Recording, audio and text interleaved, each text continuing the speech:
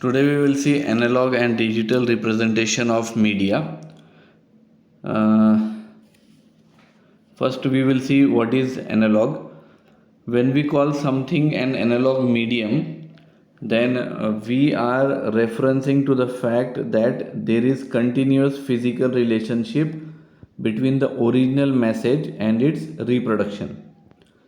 Speech and writing are represented by print in a book. Musical sounds are represented by magnetized iron particles on an audio tape.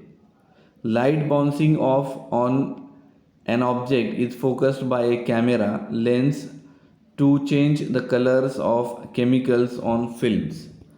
There is often a one to one correspondence between the signal and its translation into a physical medium or reproduction.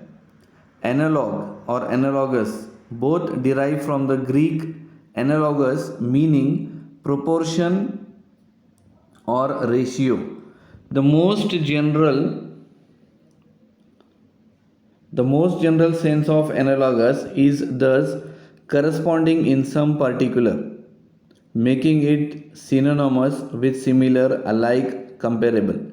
The noun form analog is something having an analogy, a partial similarity on which a comparison may be based with something else.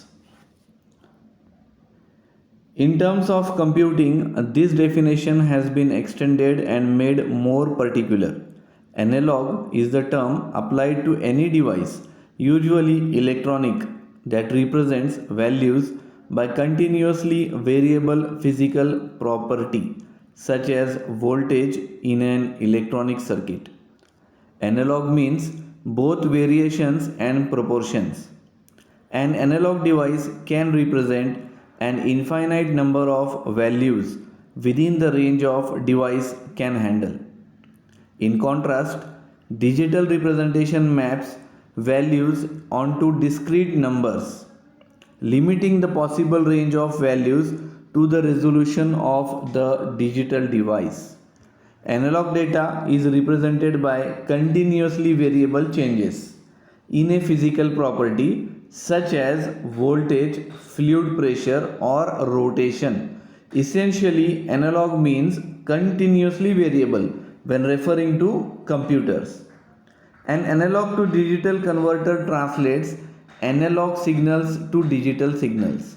While the analog signal is continuously variable within a range of values, a digital signal consists of discrete numeric values represented by binary patterns of zeros and ones.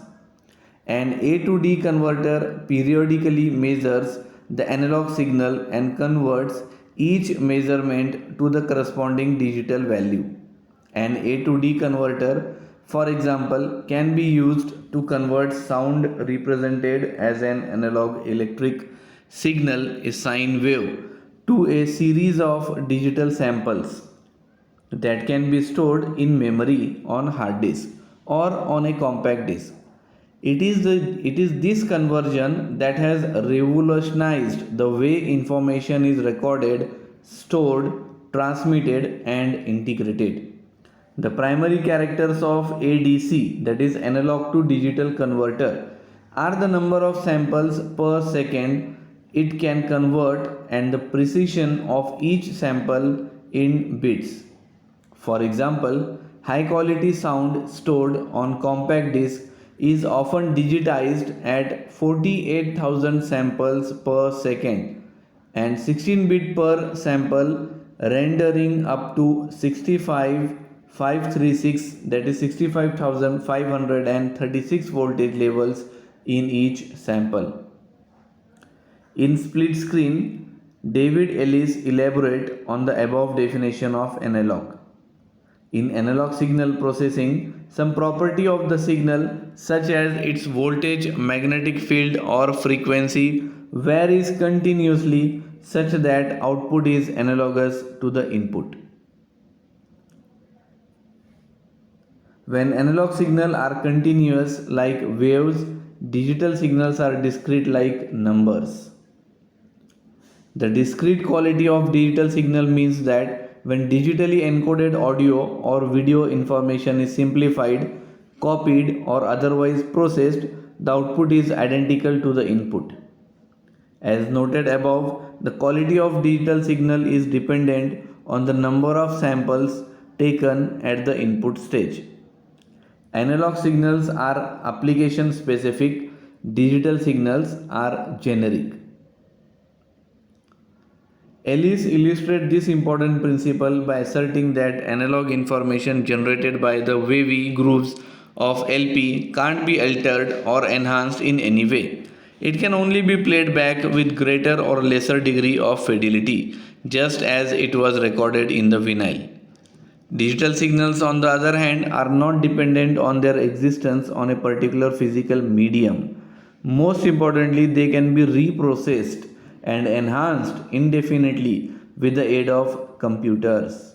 The CD player and the digital processor of the computer speak the same language of binary digits and handle information in exactly the same logical way.